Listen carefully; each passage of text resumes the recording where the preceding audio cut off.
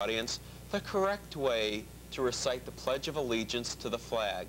That's the correct way without religious editorials. So when you go back to school in September, you'll know the correct way of doing the pledge without including any illogical and erroneous religious editorials. So follow me to the flag, and we will put our hands over our hearts and recite the Pledge of Allegiance.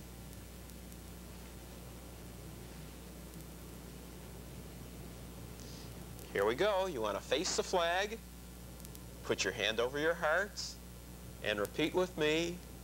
I pledge allegiance to the flag of the United States of America and to the republic for which it stands, one nation, indivisible, with liberty and justice for all. There, doesn't that feel good to be able to show how patriotic you are without having to include any religious editorials? Well, today on our show, we will be joined by Scott Marshall, the co-program director for WZRD Chicago. That's radio, that's on the FM dial at 88.3. Is that right, Scott? Scott's going to come in and join us. And here's Scott. Hello, Rob. Hi, how are you? Hi. Grab a microphone, have a seat. Thank you. Put your brain on the table. And welcome to the show. Hi, thanks. Gee, that was really wonderful. Pledge of Allegiance there, Rob. Oh, you like that? Yeah, sort of. It was very, very nice. Okay. Gave me sort of a warm, homey feeling, like a Norman Rockwell painting. I see. Okay. WZRD. Northeastern Illinois University Radio in Chicago. Okay. And how is it that a university has its very own radio station? Well, that's not too unusual. I mean, that's quite a commonplace thing these days, mostly at the low end of the FM band, specifically like channel 200 to, I think it's like 210, or anyway, it's from 88.1 to about 89. All of the educational low-power broadcasting is at the low end, the left side of your FM dial. And when WZRD is on the air, how many watts is it pumping out? It's only 100 watts because that's the standard educational frequency, you know, power. But it reaches, because of its location in the north side of Chicago, it reaches all the north side of Chicago and the suburbs as well.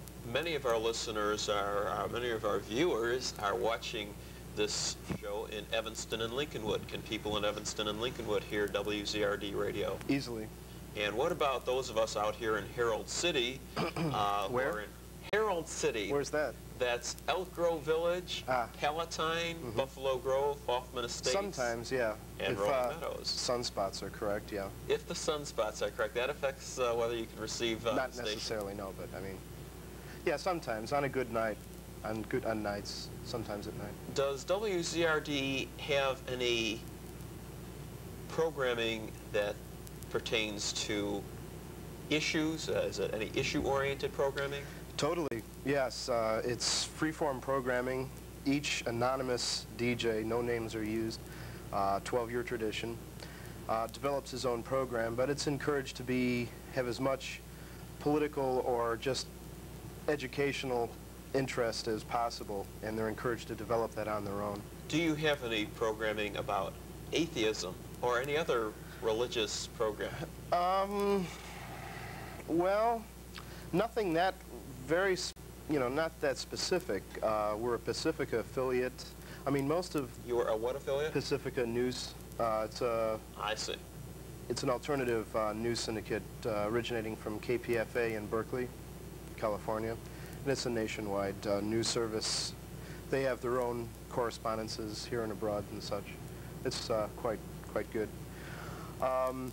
Nothing too specific unless you're planning on getting involved in maybe some late night evangelizing there. But, well, that might be an idea. Is there room for some regular radio broadcasting for somebody to carry an atheist show, either a student at the school or... Well, yeah, I mean, if there are people at the university, nobody has come forward and spoken out specifically with that in mind, but you know, sure, it would be welcome, definitely.